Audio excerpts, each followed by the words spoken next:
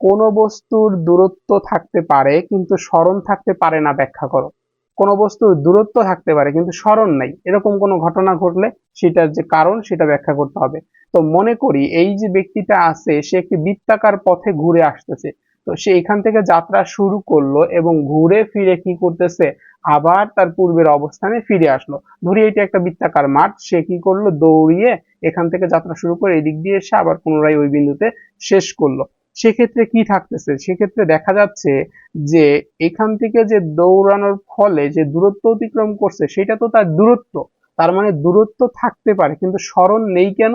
আমরা বলেছিলাম দুটি বিন্দুর বা আদি অবস্থান এবং শেষ অবস্থানের সরলরৈখিক দূরত্ব।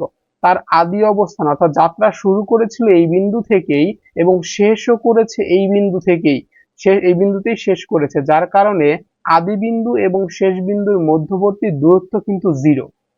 দেখো এখানে যে ঘুরে ফিরে যদি এখানেই আসে তাহলে আদি এবং শেষ বিন্দু একই জায়গায়, তাহলে তার দূরত্ব কত, মধ্যবর্তী দূরত্ব হচ্ছে 0।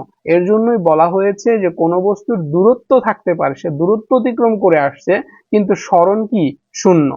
স্মরণ হতে গেলে কি লাগবে, মধ্যবর্তী দূরত্বের যে সরলরৈখিক দূরত্ব সেটা লাগবে। যেহেতু এখানে সরলরৈখিক দূরত্ব 0, যার কারণে তার কি নেই, স্মরণ নেই।